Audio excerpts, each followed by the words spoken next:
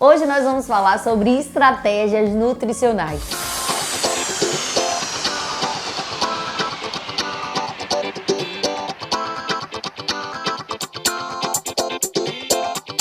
Vira e volta eu recebo nas minhas redes sociais algo tipo assim: você faz dieta low carb? Você é nutri low carb? Você faz jejum intermitente? Então, gente, o que é que acontece? Tudo isso, né, low carb, cetogênica, jejum intermitente, keto diet, plant-based diet, são estratégias nutricionais, certo? Primeira coisa que eu tenho para te dizer, se você quer uma estratégia nutricional, procure um nutricionista, né? Porque o nutricionista é que vai saber quando aplicar aquela estratégia nutricional, por que ele está aplicando, né? Por quanto tempo a gente vai aplicar, que eu acho que isso é fundamental.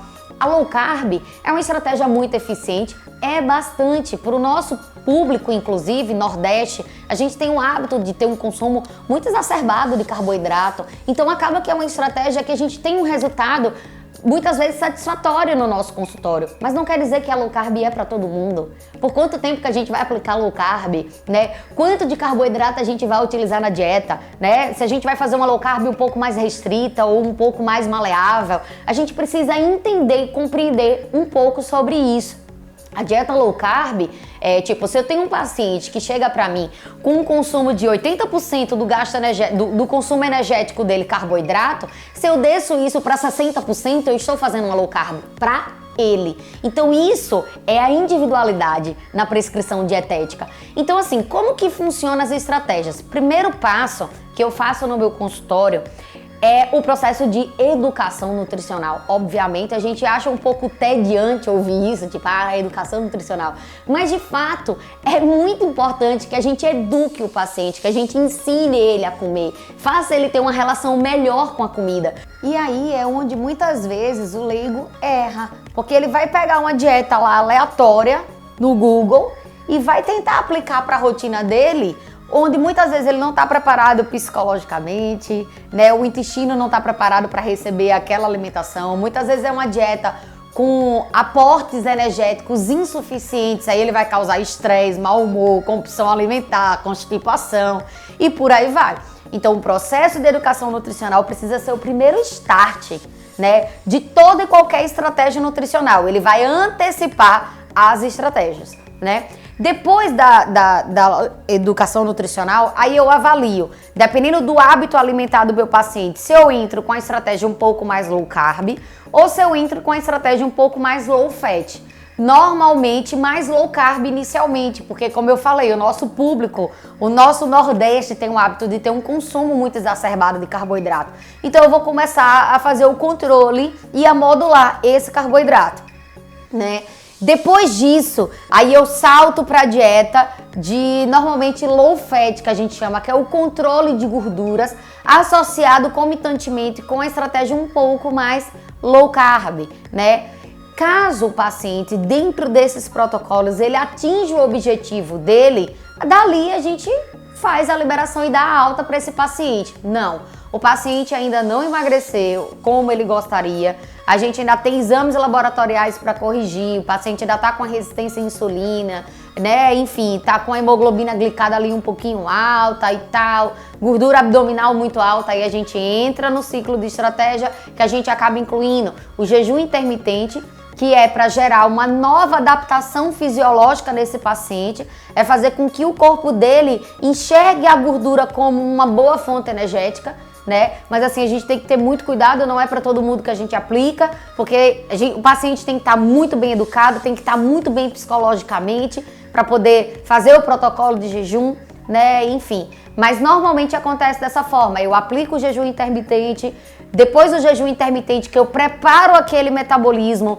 para uma nova adaptação fisiológica, porque muita gente acha que o jejum intermitente é para o emagrecimento, mas não é. A ideia dele, claro que ele acaba fazendo em alguns dias da semana uma restrição calórica, né? Então ele pode gerar o emagrecimento, mas a ideia principal dele é a nova adaptação que ele gera. É dizer ao metabolismo que a gordura tá ali, que ela pode ser utilizada. Aí daí eu passo para o protocolo de cetogênica, né, que é uma estratégia muito mais agressiva. Eu digo para vocês, sem sombra de dúvidas, eu tenho um volume excelente, graças a Deus, de paciente no meu consultório, mas eu conto nas mãos, assim, a quantidade de pacientes que já entraram no protocolo de cetogênica comigo, né, porque realmente é algo muito seleto, né, e que para determinados pacientes pode ser uma boa estratégia, pode, mas para a grande maioria não é uma boa estratégia, a gente tem que ter cuidado, porque como eu falei, o psicológico do paciente acima de tudo, a rotina e preferências alimentares também, né?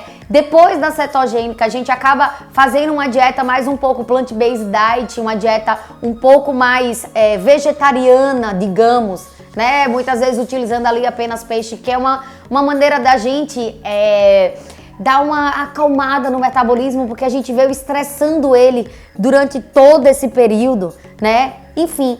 E aí depois a gente vai ciclar novamente todas essas estratégias até a gente conseguir atingir o objetivo do paciente e até ele chegar à alta. Claro que se ele for conseguindo passar por todas essas etapas, né?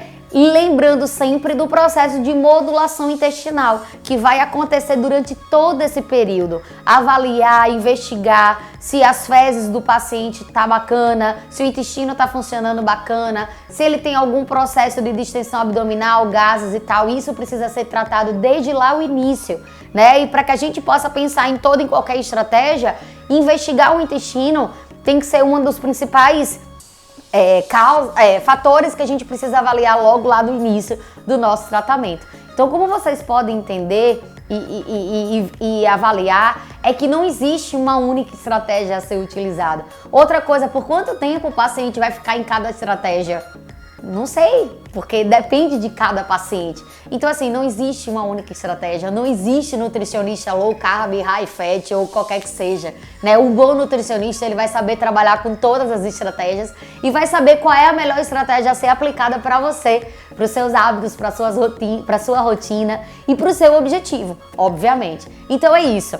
Estratégias nutricionais amplas, né? Atendimento individualizado, acima de tudo, e humano. Né? Então a gente está aqui para lhe dar respostas estéticas, mas para cima de tudo tornar esse processo sustentável, possível, né? E menos doloroso. Então se você tá aí procurando uma Nutri, conte comigo, né? Eu espero poder te ajudar, tá certo? Espero que você tenha gostado desse vídeo. Um grande beijo e até os próximos vídeos.